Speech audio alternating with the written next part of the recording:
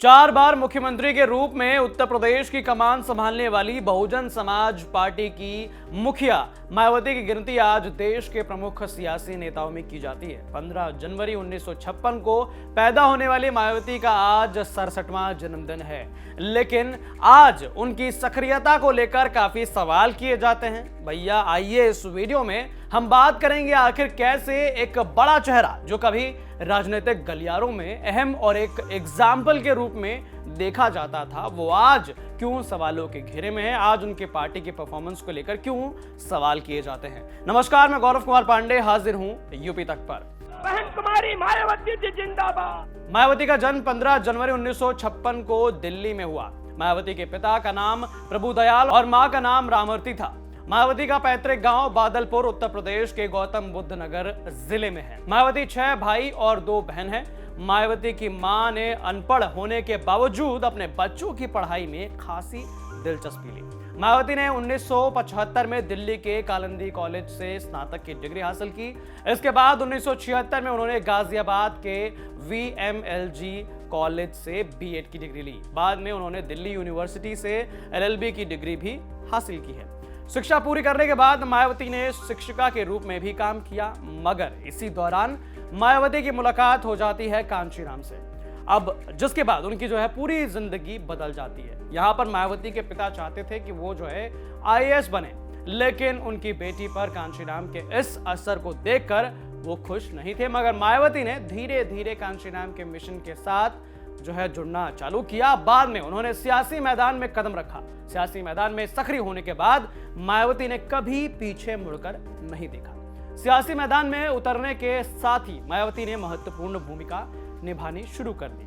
मायावती ने 1989 में पहली बार लोकसभा का चुनाव जीता। इसके बाद 1994, उसके बाद 1999, उसके बाद 2004 का लोकसभा चुनाव जीतने में भी कामयाब रही। 1994 में वो पहली बार राज्यसभा के लिए भी चुनी गई थी। उन्होंने भाजपा के सहयोग से 3 जून 1995 को पहली बार उत्तर प्रदेश के मुख्यमंत्री पद की कमान संभाली।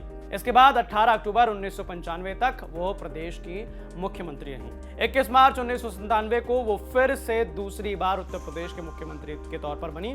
मायावती को 3 मई 2002 को तीसरी बार मुख्यमंत्री पद का जो है मौका मिला, और इसके अलावा 2007 के विधानसभा चुनाव में मायावती की अगुवाई में बसपा ने उत्तर प्रदेश में अपनी ताकत दिखाई। 12 मई 2007 को चौथी बार उत्तर प्रदेश का मुख्यमंत्री बनने के बाद मायावती ने मुख्यमंत्री के रूप में 5 साल का अपना कार्यकाल पूरा किया।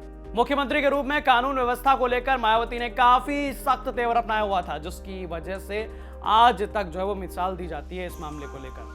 इस तरह मायावती अभी तक सियासी नजरिए से काफी अहम माने जाने वाले उत्तर प्रदेश के मुख्यमंत्री पद की 4 बार कमान संभाल चुकी हैं। उत्तर प्रदेश में 2012 के विधानसभा चुनाव में हार के बाद मायावती सियासी रूप से काफी कमजोर दिखी। 2012 के विधानसभा चुनाव में सपा ने 224 सीटों पर जीत हासिल करके प्रदेश में सरकार बनाई थी, जबकि बसपा 80 सीटों पर सिमट गई थी। भाजपा को 47 सीटों पर जीत हासिल हुई थी, जबकि कांग्रेस को उस वक्त 28 सीटें जीतने में कामयाब हुई। वो 2017 का विधानसभा चुनाव मायावती के लिए और भी खराब रहा। 2017 के चुनाव में भाजपा गठबंधन ने 324 सीटों पर जीत हासिल करके प्रचंड बहुमत हासिल किया। वहीं भाजपा को 311 सीटों पर जीत मिली थी, जबकि सहयोगी दलों और अपना दल ने 9 और सुबह सपा ने 4 सीटों पर जीत हासिल की थी। सपा कांग्रेस गठबंधन को 54 सीटों पर जीत मिली थी, जबकि बसपा 19 सीटों पर सिमट गई थी। 2022 के विधानसभा चुनाव में मायावती की कमजोर होती पकड़ पर पूरी तरह मुहर लग गई।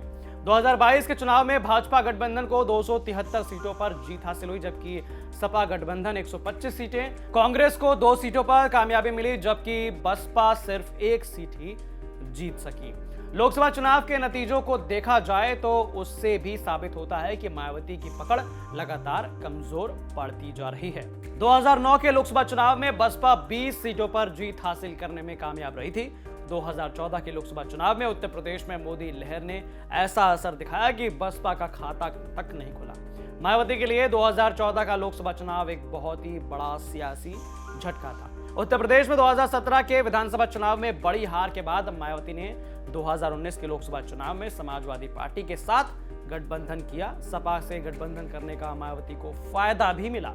बसपा 2019 के चुनाव में 10 सीटों पर जीत हासिल करने में कामयाब रही।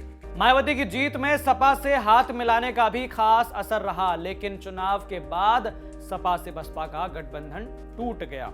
लेकिन अब भैया, क्योंकि आगे 2024 है, इसलिए अब सभी सियासी दलों ने 2024 की सियासी जंग के लिए कमर कसनी शुरू कर दी है। मायावती के सामने अगले साल होने वाले लोकसभा चुनाव में एक बहुत बड़ी चुनौती होगी। ये दलित, मुस्लिम और अति पिछड़ा गठजोड़ मायावती की बड़ी ताकत रहा है। मगर यदि उत्तर प्रदेश के पिछले चुनावों को देखा जाए तो ये वोट बैंक मायावती के हाथ से छिटकता भी दिखा। प्रदेश के मौजूदा सियासी हाल को देखते हुए मायावती का किसी भी दूसरे राजनीतिक दल से गठबंधन होता नहीं दिख रहा है। सपा से उनका गठबंधन पहले ही टूट चुका है और भाजपा और कांग्रेस पर वो हमलावर रुख अपनाती नहीं है। ऐसे में मायावती के सामने अकेले दम पर अगले लोकसभा चुनाव में सियासी ताकत दिखाने की एक बड़ी चुनौती होगी।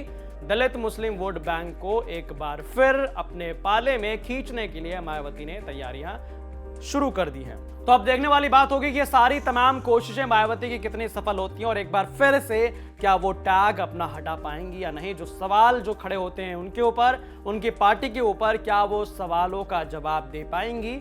अब देखने वाली बात होगी, आगे चुनावों का रिजल्ट ही बता पाएंगे तमाम चीजें। तो भैया, ये रिपोर्ट आपको कैसी लगी हमें कमेंट करके जरूर बताएं और तमाम अपडेट्स के लिए आप देखिए यूपी तक। नमस्कार।